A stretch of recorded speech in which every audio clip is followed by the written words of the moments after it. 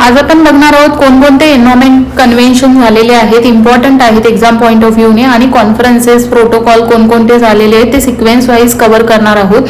So आजचा आपला topic आहे एन्व्हायरमेंटल कन्व्हेन्शन. ह्या लेक्चर थ्रू मी तुम्हाला सर्व एन्व्हायरमेंट कन्व्हेन्शन कव्हर करणार आहे जे की एक्झाम पॉईंट ऑफ व्ह्यूने इम्पॉर्टंट आहे. सो इंडस्ट्रियल रिव्हॉल्युशन झालं होतं. इंडस्ट्रियल रिव्हॉल्युशन झाल्यामुळे काय झालं होतं, जे हार्मफुल गॅसेस होते ह्यावरती कंट्रोल करण्यासाठी 1962 मध्ये एक वर्ल्डच्या लीडरने डिसाईड केलं की आपण काहीतरी केलं पाहिजे यासाठी. सो त्यांनी काय केलं, एन्व्हायरमेंट पोल्युशन कंट्रोल करण्यासाठी स्टॉकहोम कॉन्फरन्सला लॉन्च केलं, आणि ते कधी केलं, 1972 ला केलं. ओके, आता ही फर्स्ट एव्हर अशी कॉन्फरन्स होती की जिने म्हणजे अशी लॉन्च झाली होती स्टॉकहोम कॉन्फरन्स, आणि ही कशासाठी होती, पॉपसाठी होती. आता याला पॉप म्हणजे काय, पर्सिस्टंट ऑर्गॅनिक पोल्युटंट. ओके, ज्याच्यावरती बॅन आणला होता ह्या कॉन्फरन्स थ्रू. कशावरती बॅन आणला होता, पॉप वरती बॅन आणला होता. ओके, आणि ही फर्स्ट एव्हर कॉन्फरन्स अशी होती. आता याच्या आउटकम काय आले, फर्स्ट तर काय झालेलं, पीओपी बॅन केलं होतं, आणि ही कधी आली होती, 1972 ला आली होती. त्यानंतर आता सेकंड आउटकम काय झालेलं, तर हे ह्याच्यामध्ये काय झालेलं आउटकम, UNEP तयार झालं होतं. UNEP एक ऑर्गनायझेशन आहे, आणि पर्सिस्टंट ऑर्गॅनिक पोल्युटंट जे आहेत ह्यामध्ये जे DDT आणि पेस्टिसाइड्स हे जे आहेत, मी जरा तुम्हाला हे चेंज करते पेन, कारण ही ते खूप फेंट दिसते. सो जे DDT आणि पेस्टिसाइड्स वगैरे होते ह्याच्यामध्ये ह्या थ्रू काय केलं, हे जे होते ह्याच्यावरती बॅन करण्यात आला होता. ओके, आता ह्यावरती इंडियामध्ये ह्याचे काय आउटकम झालेले आहेत, तर first wild life protection act आलेला आहे 1972 चा. मिनिस्ट्री ऑफ एन्व्हायरमेंट हे एक फॉर्म झाले 1975 ला, आणि एन्व्हायरमेंट प्रोटेक्शन ऍक्ट आला 1986 चा. सो जर तुम्हाला कोणी विचारलं की स्टॉकहोम कॉन्फरन्सचे आउटकम काय आहेत, इंडियावरती काय त्याचा इफेक्ट झाला होता किंवा परिणाम झाले होते, सो इंडियामध्ये वाईल्ड लाईफ प्रोटेक्शन ऍक्ट आला होता 1972 चा. मिनिस्ट्री ऑफ एन्व्हायरमेंट फॉर्म झाली होती 1975 ला, आणि एन्व्हायरमेंट प्रोटेक्शन ऍक्ट आला होता 1986 चा. ओके, आता ही जी बॉडी तयार झाली होती UNEP, ह्याचं हेडक्वार्टर कुठे आहे, तर केनियामध्ये आहे. ही खूपच इम्पॉर्टंट बॉडी आहे एक्झाम पॉईंट ऑफ व्ह्यूने, ह्यावरती क्वेश्चन्स आलेलेच आहेत. मी तुम्हाला लेक्चरच्या शेवटी कोणकोणते PYQ आले तेही कव्हर करणार आहे. ओके, आता UNEP plus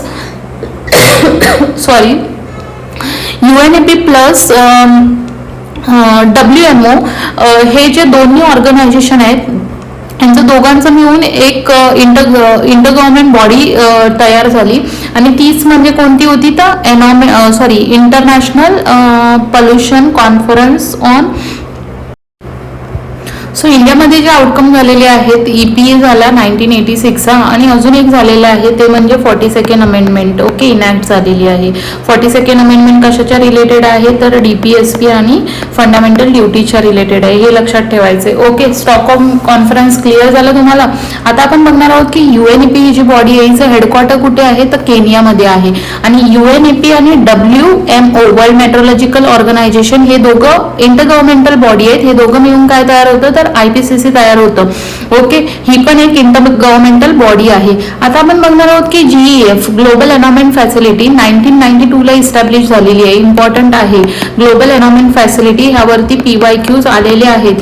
global environment facility 1992 ला इस्टॅब्लिश झालेली आहे. ही एक इम्प्लिमेंटिंग एजन्सी आहे. कशाची, तर UNEP चीच एक इम्प्लिमेंटिंग एजन्सी आहे.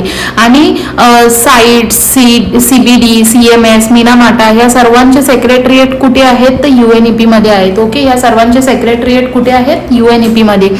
ओके, हे तुम्हाला खूप लक्षात ठेवायचंच आहे. साइट्स किंवा CBD हे बर्डच्या रिलेटेड आहे. ओके, CMS त्याच्यानंतर मिनामाटा पोल्युटंटच्या रिलेटेड वगैरे आहे. हे सर्व तुम्हाला UNEP चे सेक्रेटरिएट आहे. त्यानंतर आता आपण बघणार आहोत की काय आलं, तर व्हिएना कन्व्हेन्शन आलेलं आहे 1985 मध्ये. व्हिएना कन्व्हेन्शन आलं, आणि व्हिएना कन्व्हेन्शन कशाच्या रिलेटेड आहे, तर ओझोन डिप्लेशनच्या रिलेटेड आहे. ओझोनमध्ये ओझोनचं जे डिप्लेशन होत होतं त्याच्याबद्दल हे आलेलं आहे. त्याच्यानंतर आपण बघणार आहोत ह्या, तर मग जे असे सबस्टन्स होते की जे ओव्हर डिप्लेट करत होते ओझोनला, त्यांना म्हणजे जसं की क्लोरोफ्लोरोकार्बन वगैरे होते, तर ह्यांना फेज आउट करा, ह्यासाठी हे व्हिएना कन्व्हेन्शन आलं होतं. ओके, सो तुम्हाला एक्झामला हे येऊ शकतं. व्हिएना कशाच्या रिलेटेड आहे, तर ओझोनच्या रिलेटेड आहे. तुम्हाला एवढंच लक्षात ठेवायचं. त्याच्यानंतर मॉनिट्रल प्रोटोकॉल आला होता. हा आलेला 1987 मध्ये आलेला मॉनिट्रल प्रोटोकॉल. आणि ह्याच्यामध्ये काय झालेलं होतं, ओझोन डिप्लेशन सबस्टन्स जे होते जसं की हायड्रोक्लोरोफ्लोरोकार्बन ह्यांना फेज आउट करा, ह्याच्या रिलेटेड होता. आता तुम्हाला विचारू शकतात की व्हिएनामध्ये काय होतं, तर व्हिएनामध्ये फक्त क्लोरोफ्लोरोकार्बन वगैरे ह्यांना फेज आउट करा होतं, बट इथे हायड्रोक्लोरोफ्लोरोकार्बन ह्यांना फेज आउट करा, ह्या सबस्टन्सला फेज आउट करा. हे मॉन्ट्रियल प्रोटोकॉल मध्ये होतं 1987 ला. ओके. आता ब्रुटलँड रिपोर्ट आला, जो की सर्वांना असं वाटत होतं की सस्टेनेबल डेव्हलपमेंट वरती फर्स्ट टाइम इथे बोललं गेलं होतं ब्रुटलँड मध्ये. आता सस्टेनेबल डेव्हलपमेंट म्हणजे इकॉनॉमी पण ग्रो झाली पाहिजे आणि एन्व्हायरमेंट पण सेफ राहिलं पाहिजे. ओके. ह्या रिलेटेड ब्रुटलँड रिपोर्ट आला होता 1987 ला. आता ही जी हे जे IPCC आहे 1988 ला आलेलं, ह्यांनी काय केलं, रिपोर्ट देते. ही बॉडी काय करते, रिपोर्ट देते. कशावर रिलेटेड रिपोर्ट देते, तर क्लायमेट चेंज वगैरे ह्या रिलेटेड रिपोर्ट देते. आणि ही बॉडी कशी बनलेली आहे मी तुम्हाला लास्ट टाइम पण सांगितलेलं आहे, UNEP plus WMA world meteorological organisation आणि UNEP ह्या दोघांनी मिळून ही IPCC बनलेली आहे. एक इंटर गव्हर्नमेंटल बॉडी आहे. ह्याच्यावरती क्वेश्चन विचारू शकतात एक्झामला. Okay. So inter panel on climate change अशी ही बॉडी आहे. ओके. आता आपण डायरेक्ट बघणार आहोत रिओ समिट झालेला आहे. रिओ समिट कशाच्या रिलेटेड आहे, तर हे आपण बघणार आहोत. हे 1992 ला झालेलं आहे डायरेक्ट. त्याआधी काय काय झालंय हे तुम्हाला लक्षात ठेवायचं आहे. ओके. सो आता आपण बघणार आहोत रिओ समिट जे झालं होतं 1992 ला, ह्याचे आउटकम्स काय होते. ही एक UN कॉन्फरन्स होती. कशावरती झालेली, एन्व्हायरमेंट वरती झालेली ही एक रिओ कॉन्फरन्स होती. ओके. आता बघणार आहोत आपण ह्यामध्ये काय आहे, तर आउटकम काय काय आले होते याचे. तर ग्लोबल एन्व्हायरमेंट फॅसिलिटी बनली होती. त्याच्यानंतर UN क्लायमेट चेंज झालेलं, UN बायोडायव्हर्सिटी एक कन्व्हेन्शन झालं होतं, UN डेझर्टिफिकेशन वरती कन्व्हेन्शन झालेलं. हे सर्व आउटकम आहेत रिओ समिट 1992 चे. ओके. आणि यामध्ये एक अजेंडा 21 पण झालं होतं, जे की सस्टेनेबल डेव्हलपमेंट गोल वरती एक समिट झालं होतं. ओके. अजेंडा 21 म्हणजे 21 असे अजेंडाज बनले होते आणि त्यानुसार त्यांनी ठरवलं होतं की आपण SDGs वरती ह्यावरती काम करणार आहोत. आणि ह्याच्यातून मग आपल्याला ह्या 21 मधूनच आपल्याला ते SDG मिळालेलं आहे. ओके. 2015. त्यानंतर आता आपण बघणार आहोत की एक्झॅक्टली रिओ अर्थ समिट 1992 ला झालेले. त्यानंतर परत रिओ झालं 2002 मध्ये, 10 वर्षांनी 10 इयर्सने झालेलं आहे. त्यालाच रिओ प्लस 10 बोलतात. आणि ह्यालाच आपण योहान्सबर्ग डिक्लेरेशन असंही बोलतो. हे इम्पॉर्टंट आहे एक्झाम पॉईंट ऑफ व्ह्यूने, कारण हे तुम्हाला विचारू शकतात की योहान्सबर्ग डिक्लेरेशन कधी झालेलं आहे, तर 2010 अँड त्यालाच रिओ प्लस 10 असंही बोलतात. ओके. ह्यामध्ये आता तुम्हाला एवढंच लक्षात ठेवायचं आहे, ह्याच्यामध्ये काय होतं आतमध्ये डिटेलमध्ये जाण्याची गरज नाहीये. त्यानंतर बघणार आहोत आता 2002 नंतर 2012 ला रिओ समिट झालं होतं, रिओ 20 झालेलं आणि त्याचा आउटकम काय होतं, तर पेज झालं होतं. ओके. एवढंच लक्षात ठेवायचं आहे. आता आपण बघणार आहोत जे UNFCCC होतं, म्हणजे UN ऑन क्लायमेट चेंज होतं UN. सो हे जे आहे हे लिगली बाइंडिंग नाहीये. ओके. हे प्रोटोकॉल जे आहे हे लिगली बाइंडिंग नाहीये, बट जे टार्गेट्स आहेत त्याचे हे बाइंडिंग्स आहेत. ओके. आता हे जे UNFCCC जे आहे हे काय करतं, हे लिगली बाइंडिंग नाही आहे. हे लिगली बाइंडिंग नाही आहे. तर ह्यांनी काय सांगितलेलं आहे कंट्रीजना की तुम्ही तुमचं टार्गेट सेट करा आणि ते जे टार्गेट सेट कराल तुम्ही ते तुम्हाला बाइंडिंग असणार आहे. जसं की आपण ग्लासगोला टार्गेट सेट केलं होतं आणि ते आपल्याला बाइंडिंग होतं. ओके. सो हे पर्टिक्युलर पार्टीज तुम्हाला बाइंड नाही करत, बट जे कंट्रीज स्वतः टार्गेट सेट करतात ना ते त्यांना बाइंडिंग असतं, असं हे UNFCCC बोललं होतं. ओके. आता आपण बघणार आहोत कॉन्फरन्स ऑफ पार्टीज वगैरे काय. COP3 मध्ये 1997 ला झालेले, त्याच्या अंडर येतं क्योटो प्रोटोकॉल. आणि क्योटो प्रोटोकॉल मध्ये काय येतं, तर कार्बन ट्रेड आणि कार्बन क्रेडिट हे येतं. तर कार्बन ट्रेडिंग करणे म्हणजे काय, ज्या डेव्हलपिंग कंट्रीज आहेत त्यांनी काय ते ऑलरेडी एक्सेस अमाऊंट ऑफ मध्ये एमिशन करतायत कार्बन, आणि ज्या डेव्हलपिंग कंट्रीज आहेत त्या तेवढ्या प्रमाणात करत नाहीये. सो ते बॅलन्स ठेवण्यासाठी जे रिच कंट्रीज आहेत ते काय करतात, पॉइंट्स बाय करतात डेव्हलपिंग कंट्रीज कडून आणि मग ट्रेड केला जातो कार्बनचा. ह्यालाच कार्बन ट्रेडिंग बोलतात आणि कार्बन क्रेडिट करणे असं बोलतात. ओके. सो ह्याच्या अंडर एक टर्म आला होता क्लीन डेव्हलपमेंट मेकॅनिझम. ओके. एवढंच तुम्हाला लक्षात ठेवायचं आहे. हे सर्व COP3 च्या अंडर 1997 ला झालं होतं आणि हा टॉपिक एक्झाम पॉइंट ऑफ व्ह्यूने खूप इम्पॉर्टंट आहे. सो हे लक्षातच ठेवा तुम्ही.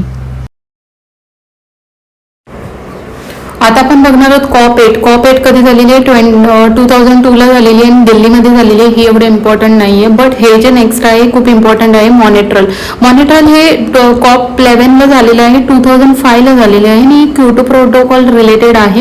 इथे आता रेटिफाय काय करण्यात आलं तर CMP पण झालं पाहिजे. जसं की कॉप व्हायच्या तसं आता अजून एक प्रोटोकॉल झाला इथे की CMP कॉन्फरन्स पण झाल्या पाहिजेत. ओके, हे इम्पॉर्टंट आहे. त्याच्यानंतर कॉप 21 झालं. हे कधी झालेलं आहे 2015ला झालेलं आहे.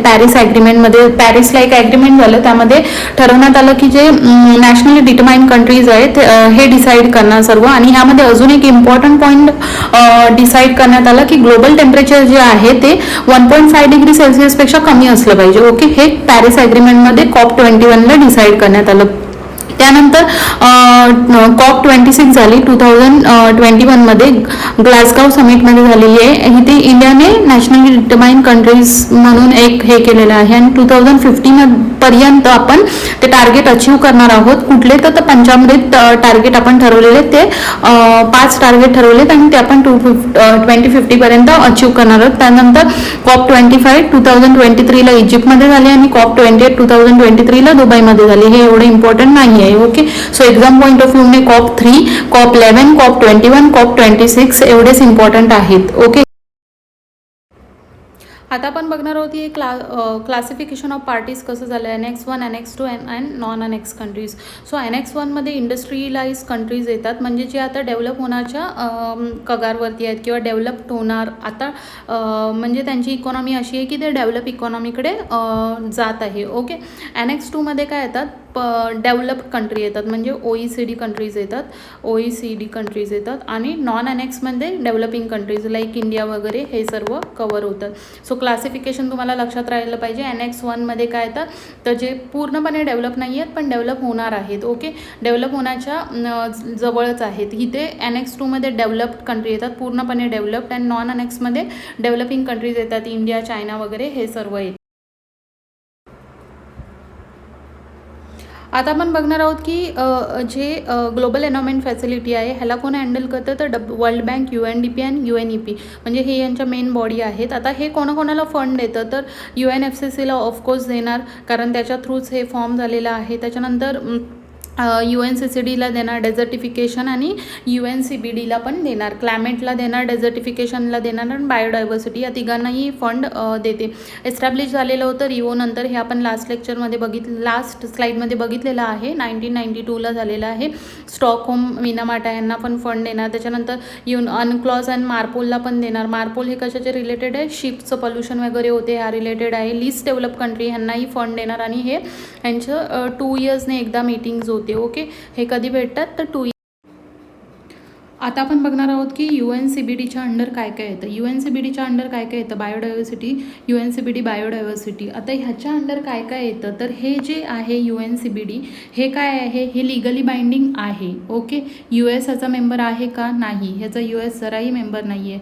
इंडिया मेंबर आहे आणि इंडियाने ह्याच्या अंडर काय केलेलं आहे, बायोडायव्हर्सिटी ॲक्ट 2002 आणि आत्ता रिसेंटली 2023ला एक अमेंडमेंट केलेली आहे. ओके, आता ह्यांचे गोल्स काय आहेत तर कन्झर्वेशन करणे बायोडायव्हर्सिटीला आणि जे पण fair and equitable sharing of genetic resources, जे पण जेनेटिक रिसोर्सेस आहेत त्यांना इक्विटेबली शेअर करणे. ओके, त्याच्यानंतर आता ह्याच्या अंडर UNCBDच्या अंडर 3 इम्पॉर्टंट कॉप झालेले आहेत आणि त्या म्हणजे कोणत्या तर कॉप 5 2000ला झाले, कॉप 10 2010ला झाले आणि कॉप 23ला झालेली आहे. जी कॉप आत्ता झालेली आहे रिसेंटली तर त्याचं नाव आहे कार्टेशियन प्रोटोकॉल. आता आपण बघणार आहोत की इम्पॉर्टंट कॉप कोणकोणत्या झाल्या होत्या. बायोडायव्हर्सिटी ॲक्ट झालेला 2002ला, अमेंडमेंट झाली होती 2023ला. हे सर्व UNCBD बायोडायव्हर्सिटीचे आउटकम्स आहेत. बट आता आपण बघणार आहोत की ह्या रिलेटेड कॉप कोणकोणत्या इम्पॉर्टंट झाल्या होत्या. तर कॉप 5 झाली होती 2000ला, जी की होती कार्टेशियन प्रोटोकॉलच्या रिलेटेड. आणि कार्टेशियन प्रोटोकॉल कशाच्या रिलेटेड आहे तर बायोसेफ्टीच्या रिलेटेड आहे. LMO living modified organism, okay, ह्याच्या रिलेटेड आहे. एवढंच लक्षात ठेवा. Cartagena protocol related to the biodiversity. COP10 जी झाली होती 2010ला, ही कशाच्या रिलेटेड आहे? ती आहे नगोया प्रोटोकॉलच्या रिलेटेड, आणि ती कशाबद्दल आहे? ते इक्विटेबल शेअरिंग ऑफ बेनिफिट्स याबद्दल आहे. Okay, Nagoya related to the equitable sharing of benefit. जो पण बेनिफिट होईल तो इक्वली शेअर केला गेला पाहिजे. ओके, आता येणार की COP 2023ला झाली, जी कुनमिंग मॉन्ट्रॉलमध्ये झाली. Montreal in Canada, Kunming in China. Okay, so ही जी COP झालेली आहे, यामध्ये असं ठरवलं की जे आईची बायोडायव्हर्सिटी टार्गेट होते त्यांनी रिप्लेस कशाला केलं आहे? तर GBFला रिप्लेस केलं आहे. GBF म्हणजेच काय? ग्लोबल बायोडायव्हर्सिटी फ्रेमवर्कला त्यांनी रिप्लेस केलं होतं. ओके, सो हे झालं की कोणत्या बायोडायव्हर्सिटीच्या रिलेटेड इम्पॉर्टंट COP झाल्या होत्या. आता आपण बघणार आहोत की biodiversity related other international conventions कोणकोणते झाले होते हे आपण बघणार आहोत. तर अदर कोणकोणते कन्व्हेन्शन झाले होते? तर साईट्स झालं होतं, आणि दुसरं CMS झालं होतं. तर जे साईट्सचे आहे हे कशाच्या रिलेटेड आहे? तर ह्याला आपण वॉशिंग्टन कन्व्हेन्शन पण बोलतो. आणि साईट्स हे इंटर गव्हर्मेंटल एक बॉडी आहे, 1970ला इस्टॅब्लिश झाले, आणि हे रेग्युलेट कोण करतं? तर UNEP रेग्युलेट करते. कोण करतं? UNEP रेग्युलेट करते. लिगली बाइंडिंग ट्रीटी आहे ही. काय आहे? लिगली बाइंडिंग ट्रीटी आहे. रेग्युलेट कोण करतं? तर UNEP रेग्युलेट करते. ओके, आणि हे लिगली बाइंडिंग आहे, हे तुम्हाला लक्षातच ठेवायचं आहे, खूपच इम्पॉर्टंट आहे. ओके, आता आपण बघणार आहोत की ह्याच्या अंडर काय येतात? तर अपेंडिक्स येतात. अपेंडिक्स 1 अपेंडिक्स येतात. अपेक्स 1 येतं, अपेक्स 2, अपेक्स 3 येतं. तर अपेक्स 1मध्ये काय की ट्रेड तुम्हाला पूर्णपणे बॅन आहे. अपेक्स 2मध्ये ट्रेड रेग्युलेटेड आहे, आणि अपेक्स 3मध्ये जर एका कंट्रीला बॅन असेल आणि दुसऱ्या कंट्रीमध्ये ते ॲनिमल जर प्रोहिबिटेड असेल, तर मग ते त्यांच्यामध्ये ॲग्रीमेंट होऊन समथिंग काहीतरी वे काढला जातो. ओके, आता आपण बघणार आहोत की ह्याच्याचमध्ये ट्रॅफिक हे खूप इम्पॉर्टंट ऑर्गनायझेशन आहे. जी ट्रॅफिक ऑर्गनायझेशन आहे ना, ही खूप इम्पॉर्टंट आहे. का?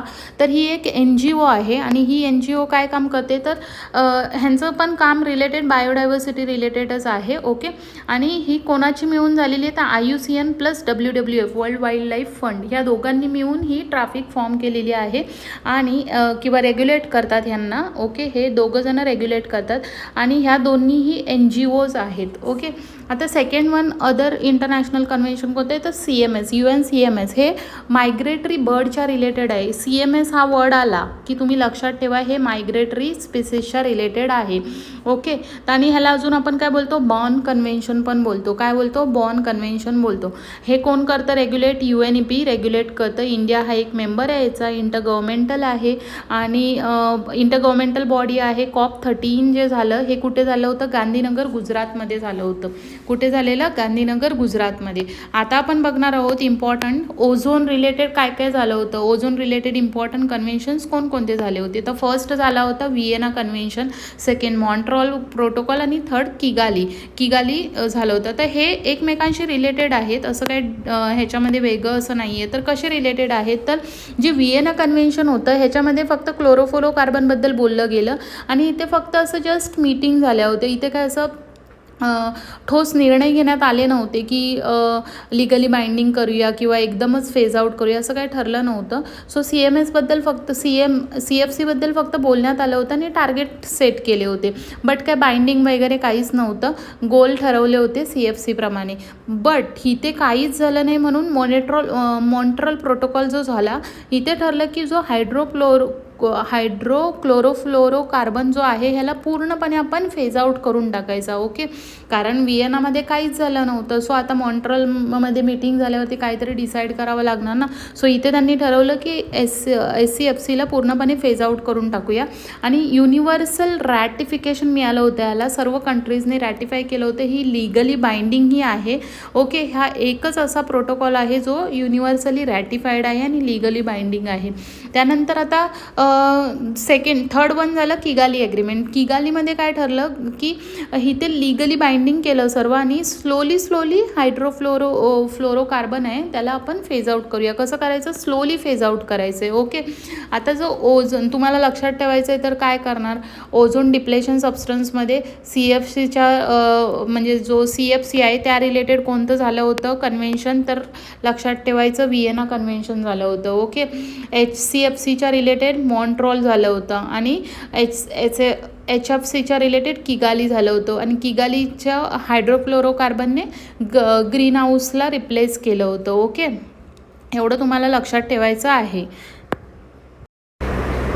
आता आपण बघणार आहोत BRS कन्व्हेन्शन. BRS कन्व्हेन्शन म्हणजे काय, B means Basel convention, R means Rotterdam convention and S means Stockholm convention. Okay, so आता आपण बघणार आहोत की बेसल कन्व्हेन्शनमध्ये काय येतं. तर बेसल कन्व्हेन्शनमध्ये काय येतं तर ट्रान्सबाउंडरी मुवमेंट ऑफ हझार्डस वेस्ट, जी पण हार्मफुल वेस्ट आहे त्याचं जे ट्रान्सबाउंडरी ट्रेड वगैरे होतो त्या रिलेटेड हे आहे. ओके, आणि ह्याच्यामध्ये रेडिओ ॲक्टिव्ह वेस्ट इन्क्लूड होत नाही, हे लक्षात ठेवायचं इम्पॉर्टंट पॉइंट आहे. काय, बेसलमध्ये ट्रान्सबाउंडरी मुवमेंट ऑफ हझार्डस वेस्टलाच इम्पॉर्टन्स दिलेला आहे, त्याचाच ट्रेड होतो, ह्याच्यामध्ये रेडिओ ॲक्टिव्ह वेस्ट इन्क्लूड होत नाही. ओके, सेकंड वन आहे की रोटरडॅम कन्व्हेन्शन, हे 1972ला झालेलं आहे रोटरडॅम कन्व्हेन्शन. आता ह्याच्यामध्ये जे हझार्डस केमिकल असतात ना त्यांचा ट्रेड होतो, म्हणजे पेस्टिसाइड, इन्सेक्टिसाइड वगैरे ह्यांचा ट्रेड होतो आणि ह्यासाठी प्रायव्हर परमिशन रिक्वायर आहे. काय रिक्वायर आहे, प्रायव्हर परमिशन, म्हणजे पहिलीच परमिशन घेणं खूप रिक्वायर आहे याच्यासाठी. ओके, रोटरडॅम कन्व्हेन्शनमध्ये केमिकल्स रिलेटेड येतं आणि बेसलमध्ये काय येतं तर वेस्ट रिलेटेड येतं. स्टॉकहोम तर तुम्हाला मी पहिल्यांदा एक्सप्लेन केलेलंच आहे, तर पर्सिस्टंट ऑर्गॅनिक पल्युटंटच्या रिलेटेड आहे. हे कशाच्या रिलेटेड आहे, पल्युटंटच्या रिलेटेड आहे. आता आपण बघणार आहोत की इम्पॉर्टंट NGO कोणकोणते आहेत. MGO इम्पॉर्टंट कोणकोणते आहेत तर त्या लक्षात ठेवायच्या आहेत. तर WWF world wild life fund, IUCN, traffic, wetland international and bird life international and conservation international, ह्या इम्पॉर्टंट आपल्या NGOज आहेत. आता ह्यामध्ये आपण बघणार आहोत जी ट्रॅफिक होती, मी तुम्हाला लास्ट टाइम सांगितलं होतं लास्ट स्लाइडला, IUCN प्लस WWF यांची मिळून झालेली आणि हे काय करते तर प्लांट आणि ॲनिमल ह्या दोघांचा ट्रेड रिलेटेड आहे. ह्यामध्ये इंडेंजर प्लांट किंवा ॲनिमल यांचा ट्रेड होत नाही. ओके, आणि बर्ड लाईफ इंटरनॅशनल जी आहे ह्याला कोण हे करतं, ह्याचं मेन बॉडी ऑथॉरिटी बॉडी कोण आहे तर बॉम्बे नॅचरल हिस्ट्री सोसायटी, एवढं लक्षात ठेवायचं आहे. आता आपण जरा थोडं जे एक्झाम पॉईंट ऑफ व्ह्यूने एवढे इम्पॉर्टंट नाही आहेत, बट तुम्हाला एक आयडिया असली पाहिजे, असे टॉपिक लक्षात ठेवायचे. तर UN रेड आणि red plus. Okay, UN red हे कशाच्या रिलेटेड, ही एक इंटर गव्हर्नमेंटल बॉडी आहे, डिफॉरेस्टेशनच्या रिलेटेड आहे आणि कार्बन स्टॉकच्या रिलेटेड आहे. ओके, जो कार्बन स्टॉक फॉरेस्टमध्ये आहे तो इन्क्रीज झाला पाहिजे, डिफॉरेस्टेशन अँड फॉरेस्टच्या रिलेटेड आहे. ओके, आणि रेड प्लस ही एक NGO आहे. आता मिनामाटा कन्व्हेन्शन जर विचारलं कशा, तुम्हाला MPSCला फक्त एवढंच विचारतात की हे कशाच्या रिलेटेड आहे, डिटेलमध्ये जात नाही जसं UPSCला क्वेश्चन विचारतात. सो मिनामाटा कन्व्हेन्शन कशाच्या रिलेटेड आहे तर ते मर्क्युरीच्या रिलेटेड आहे आणि ह्याला फंडिंग कोण करतं तर वर्ल्ड इकॉनॉमिक फोरम हे लोक फंड करतात. ओके, एवढं लक्षात ठेवायचं आहे. I think world economic forum, हे एकदा चेक करा तुम्ही, रिचेक. वर्ल्ड इकॉनॉमिक फोरम आहे की वर्ल्ड वाईल्ड लाईफ फंड आहे, हे एकदा चेक करा, इथे मला थोडा डाऊट आहे. ओके, सो हे आहे आजच्या लेक्चरबद्दल. मी तुमचे सर्व इम्पॉर्टंट कन्व्हेन्शन्स कव्हर केलेले आहे, जेवढे एक्झाम पॉईंट ऑफ व्ह्यूने इम्पॉर्टंट आहे ते सर्व कन्व्हेन्शन मी तुमचे कव्हर केलेले आहेत. ह्या व्यतिरिक्त तुम्हाला काहीच करण्याची गरज नाही आहे एनॉमेंटसाठी. ओके, आता मी तुम्हाला नेक्स्ट लेक्चरमध्ये जे बेसिक कन्सेप्ट आहेत जसं की बायोमॅग्निफिकेशन, बायो अक्युम्युलेशन, हे सर्व काय हे कव्हर करणार आहे आणि त्याबरोबरच जेवढे रिव्हॉल्युशन झालेले आहेत, पिंक रिव्हॉल्युशन, व्हाईट रिव्हॉल्युशन, हे कशाच्या रिलेटेड आहे त्यावरती एक स्लाइड बनवणार आहे. सो जर तुम्हाला हे लेक्चर आवडलं असेल तर तुम्ही ह्या लेक्चरला एक 2x किंवा 1.5x स्पीडने बघा आणि रिवाइज करून एक्झामसाठी रेडी राहा. ओके, एक्झामला खूप कमी दिवस राहिलेले आहेत, सो मला असं वाटतं की तुम्ही एवढंच रिवाइज केलं पाहिजे. तुम्हाला जास्त बुक रिवाइज गेस करण्याची गरज नाहीये. पूर्ण कन्व्हेन्शनवरती क्वेश्चन्स आलेलेच आहेत आणि त्यामुळे तुम्हाला हे कव्हर करणं गरजेचं आहे. त्यासाठी मी हे लेक्चर बनवलेलं आहे. ओके, भेट